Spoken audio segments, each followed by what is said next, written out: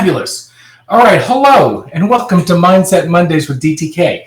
This is episode, again, number 113 in an ongoing series of live broadcasts designed for folk who are more focused on getting better at being who they are at their core, rather than focused on getting better at doing what they do. One of the things I've discovered over the years, and you're going to hear me talking more about this is a conversation I have in my individual one-on-one conversations and when I'm talking to folks about my business. But I realize it's not something that I talk about publicly a lot. Yes, there's a distinction. Folk who are focused on getting better at being who they are at their core, have already figured out that that's the way that you get better at doing what you do. And more about that as we go. More importantly, here's what we're playing with today. And I'll add this in and bring the quote up. There we go. The quote we're playing with is, oh, what we could be if we stopped carrying the remains of who we were. And it's interesting. I have no idea who Tyler Knott Gregson is. I really don't. I literally forgot to look him up. But here's the playground today.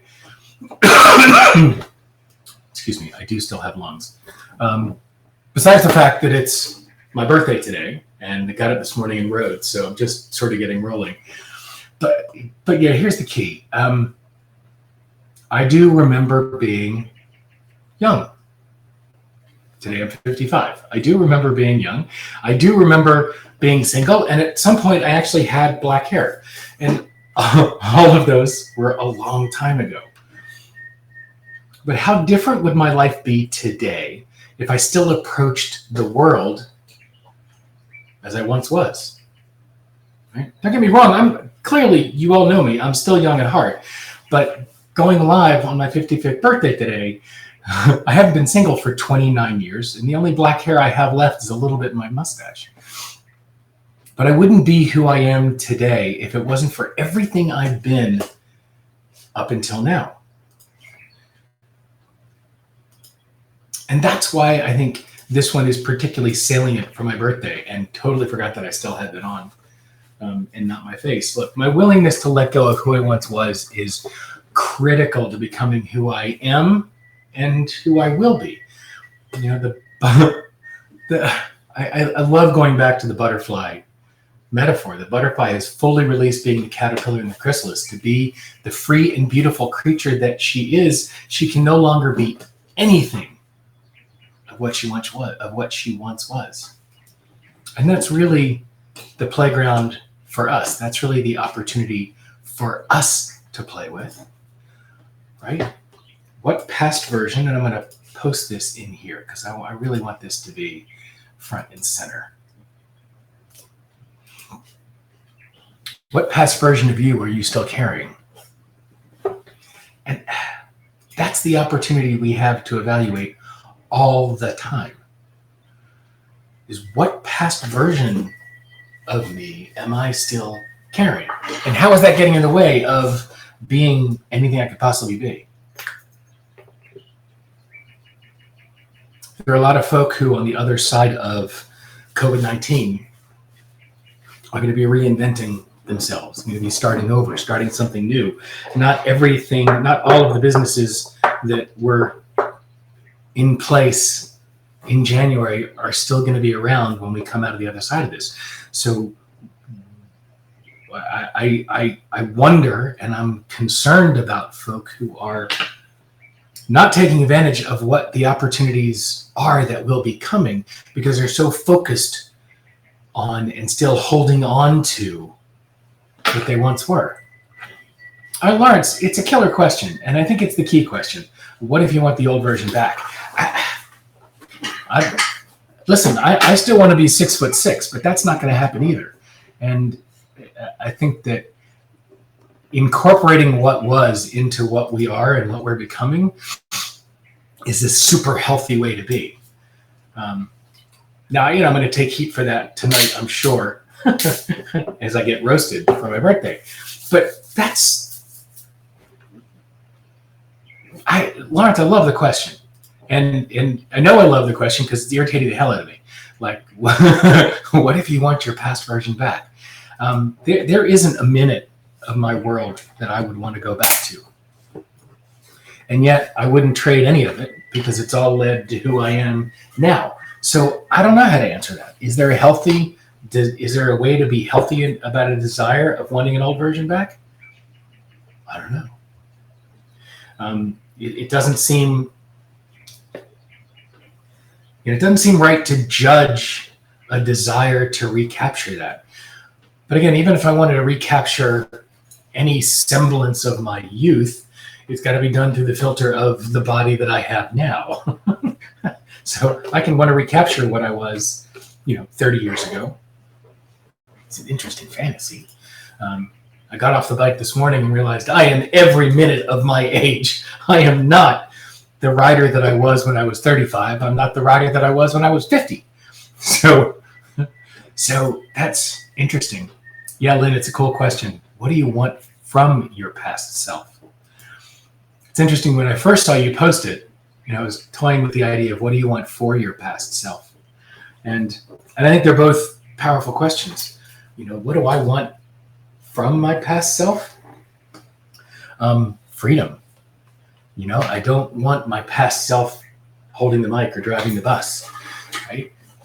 I am so much more of and deeper of a human being than I was at any point before. So yes, what I want from my past self is grace and release and freedom, right?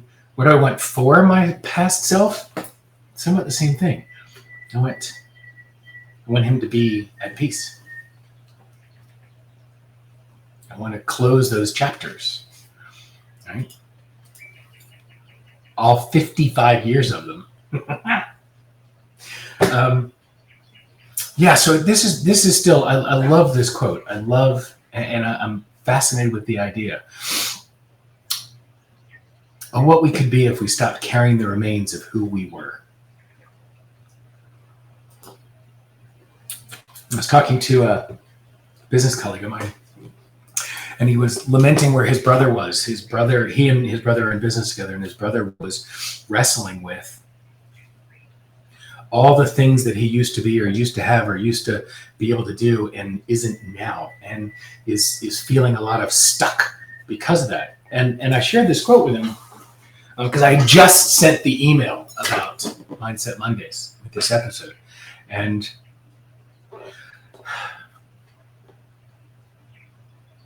it's so easy when you're outside of it. So easy to see how obvious it is when someone is stuck, attached to, or fantasizing about, or living in the past. It's hard for the person who's in that state to see it, to acknowledge it. It feels like the drive, the craving, but yet it's not craving something new, it's craving a recapture. So it's interesting. I was struck by how the brother with whom I was speaking could see his brother's stuckness, but his brother couldn't see it, or at that moment. So it'd be interesting.